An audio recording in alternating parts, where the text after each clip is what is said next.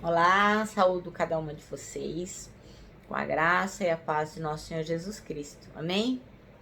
Bom, meu nome é Miriam Anita, eu estou aqui para compartilhar com as irmãs o que eu entendi do que nós vamos ler no Manancial.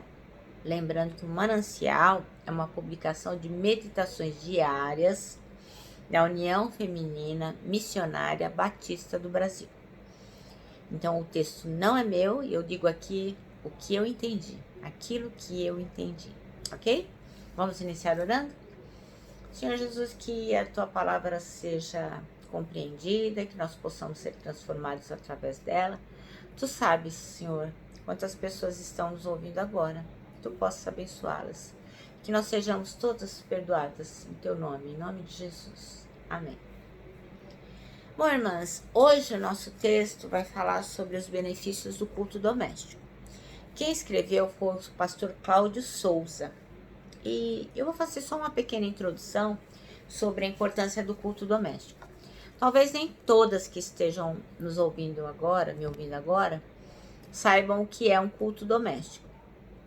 Então, o culto doméstico é uma oportunidade que nós temos de reunir toda a família que mora com a gente, mora na nossa casa, para fazer um pequeno culto.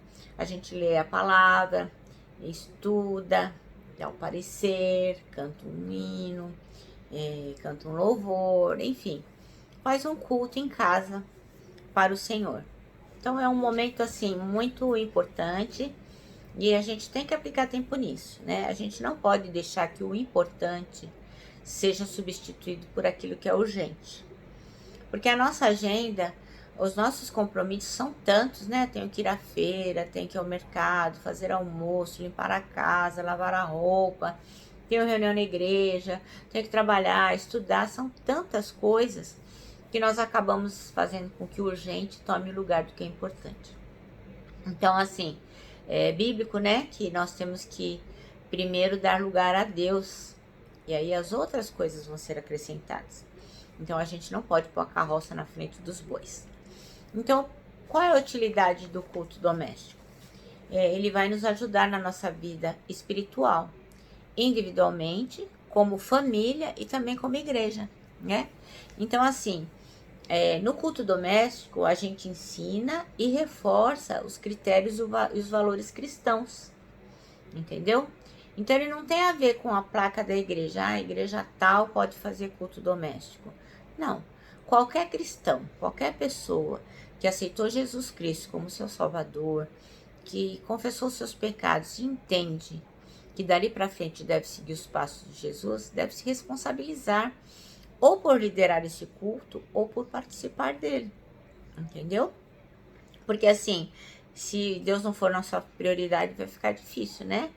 E aí, assim, a gente vai cada vez mais vendo pessoas mais analfabetas de Bíblia, porque assim, a gente tem que manusear a Bíblia, aprender a ler, a estudar, não é lá na igreja só, né? O culto cristão tem que começar antes. Então, nós, os nossos filhos, nossos netos, os nossos esposos, enfim, quem mora na casa tem que aprender a manusear a Bíblia. Tem pessoas que não sabem distinguir sequer o Velho do Novo Testamento. Não pode ser assim, entendeu? Porque assim, a igreja vai ser constituída de pessoas como nós. Se formos analfabetos de Bíblia, tudo que nos for pregado, tudo que nos for dito, a gente acredita, porque a gente não confronta, né? Não lê a Bíblia, não estuda. Então é importante que nós juntemos as nossas famílias, os membros das nossas famílias e façamos o culto doméstico, sim. Ai, a gente não tem tempo nem de fazer uma refeição juntos. Enfim, você tem que estabelecer a prioridade. Você deve falar com seu esposo, olha, eu acho que a gente tem que fazer o culto doméstico para direcionar a nossa família. Enfim, se o seu esposo convidar, vamos fazer um culto doméstico, você não tem que falar, não, tem que enxugar a louça, lavar, fazer um bolo. Não, ok, qual vai ser o horário? Tem que priorizar. Porque nós também temos responsabilidade sobre as pessoas que estão no nosso lar, entendeu? Então, elas, principalmente se tivermos crianças, adolescentes, se elas não aprenderem conosco o que é prioritário, infelizmente elas também não vão valorizar isso. E aí não adianta crescer, depois de crescidas, a gente dizer, o meu filho não segue a Jesus, ele se desviou. Porque na verdade, assim, quando ele era criança, nós não demos a base, entendeu? E o culto doméstico é uma oportunidade ímpar para a gente poder louvar a Deus, ali tirar as dúvidas, orar juntos. Então, assim, cria uma intimidade familiar onde os valores do Senhor e o que é importante para ele vai sendo arraigado, entendeu?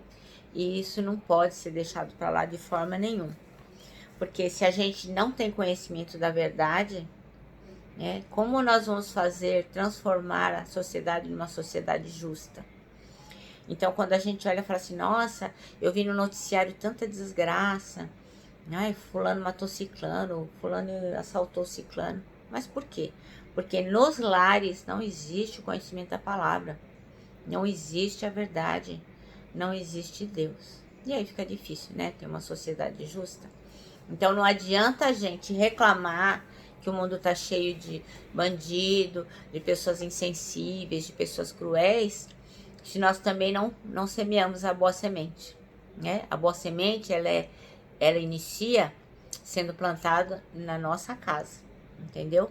Então não adianta só ir aos domingos na igreja.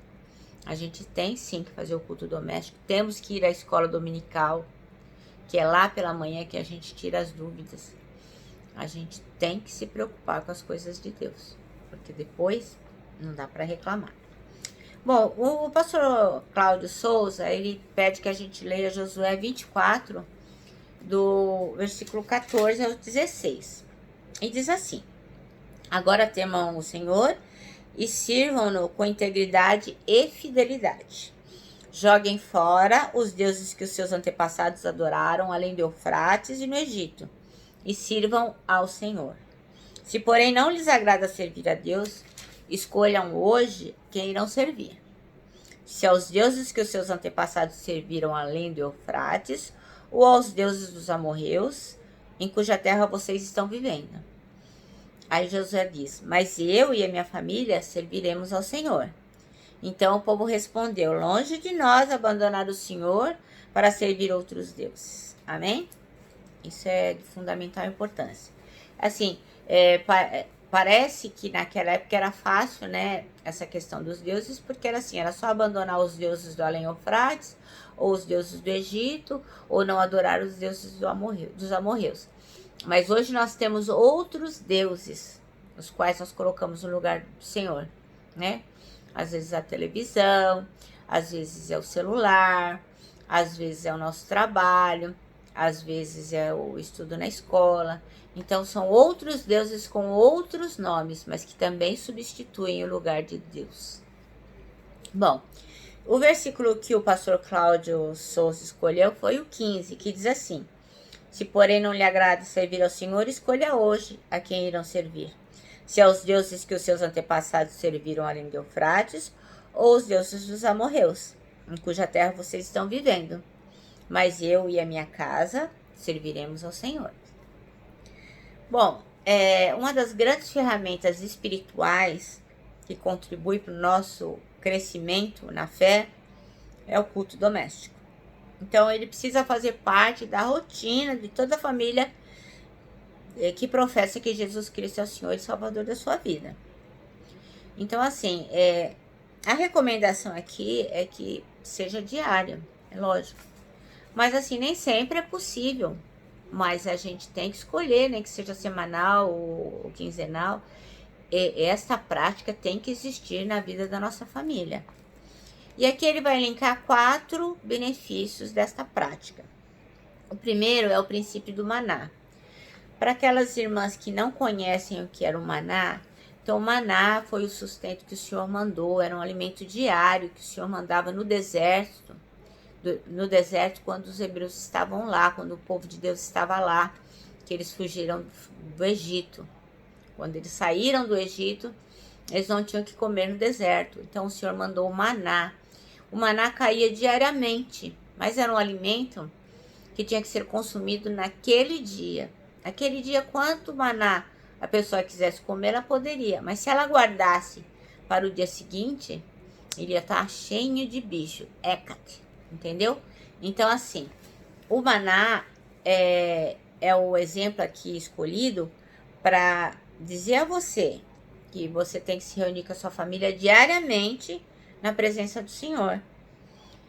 E isso não pode ser deixado por outro dia, tipo, eu vou me reunir hoje para vai valer um mês logo. Não, essa reunião deveria ser diária.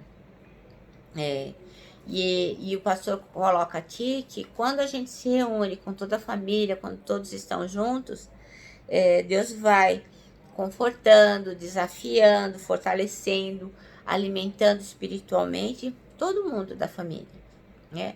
As pessoas podem ir para as suas demandas, para as suas rotinas, para a escola, para o trabalho, conversar com a vizinha e as compras, muito mais fortes espiritualmente.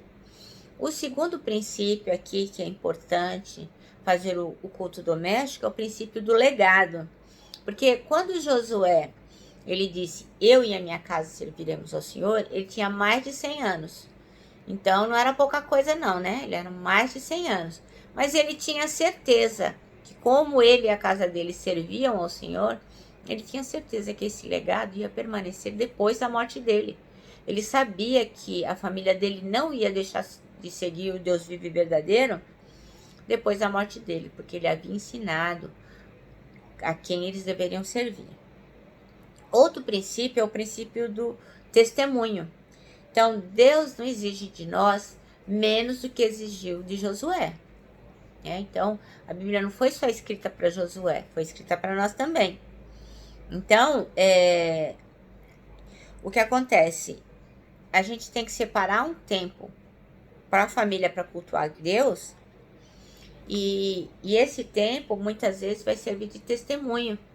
Neste momento, às vezes, um vizinho bate a porta, aí você pode dizer, não, venha, nós estamos fazendo um culto doméstico. Ou alguém liga no celular e você não atende porque está no culto doméstico. Aí a pessoa depois diz, olha, eu liguei para você, você não me atendeu. Eu falo assim, porque agora aquela hora eu estava no culto doméstico com a minha família.